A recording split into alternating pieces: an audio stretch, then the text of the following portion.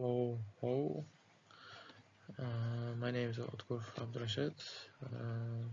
My teacher's name is Sanjay Vijay. I'm from BM1. Today we're going to talk about confidence intervals. Confidence intervals is a range of values, not just a number. It helps estimate a population parameter, like the mean. For example, instead of saying average income exactly $1,000, we say it's between two values.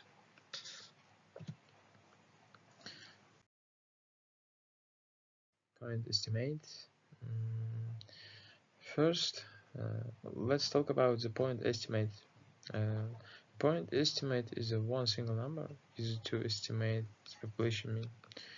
Usually, the sample mean is the best point estimate. For example, if the average number of friends is in a sample is 130, we use 130 to estimate.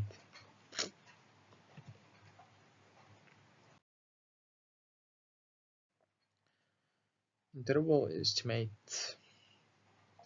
The problem with the point estimate is that it's rarely exact. Because of this, we can use an interval estimate. An interval estimate gives a lower and an upper value. For example, we may say that the average age is between 22 and 24 years.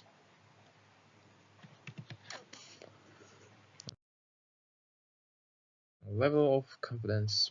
The confidence level shows us how sure we are about the interval. Common interval levels are 90% or 95% and 99%. Higher confidence level means a wider interval. For example, 95% confidence level is used most of the time.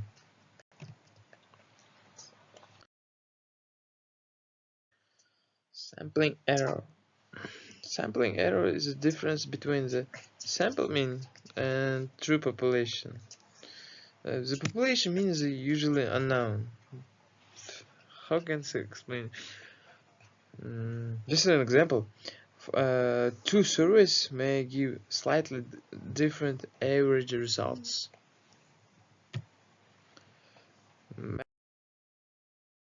Margin of error. The margin error of shows how much the estimate can be wrong. At 1%. It depends on confidence level and sample size, if I'm not mistaken. Yes. Large samples gives a smaller margin of error. For example, a result can be written as a 70 plus minus 5%. Next, confidence interval formula. Mean plus minus of margin of error, use of z-value, large samples. The confidence of interval is calculated as a sample mean plus and minus the margin of error. For large samples, we use z-value from the normal distribution. This method works when the sample is at least 30. Just an example. We use a formula for survey data with too much people.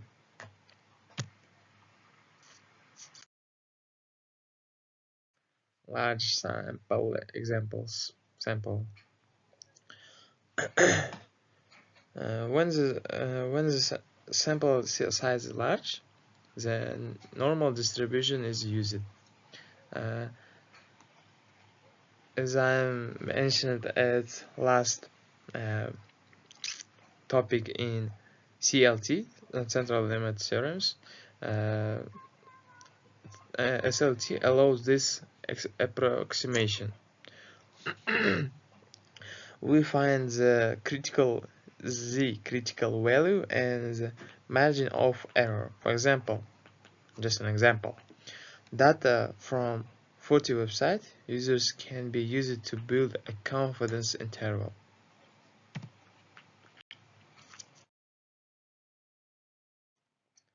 T-distribution, small samples, bell-shaped curve, unknown.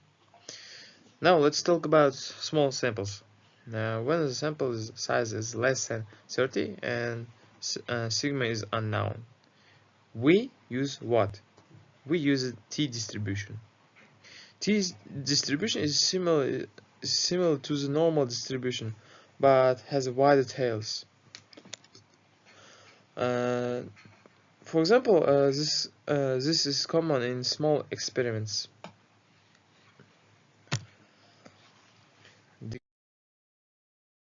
Degrees of freedom. Definition: formula 9 minus 1 used in distribution. Degrees of freedom are used in t-distribution. They are calculated as an n minus 1. They affect the shape of the distribution.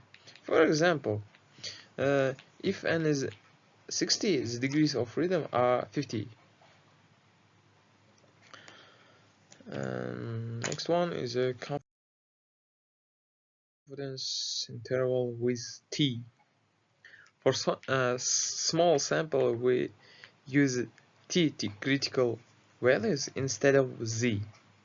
We also the sample standard deviation. The steps are similar to the large sample. For example, coffee temperature can be estimated using a small pupil. I'm so sorry, I can't speak.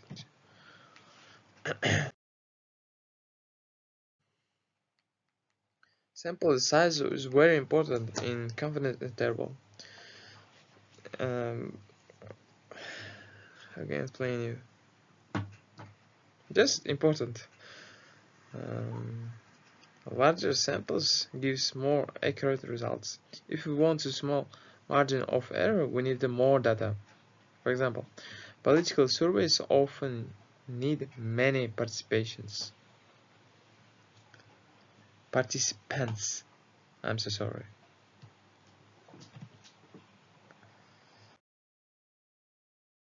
In conclusion, confidence intervals are better than point estimators. They give a range where the true value likely to be. This is I want to tell about this lecture. Thank you for your attention. Bye bye.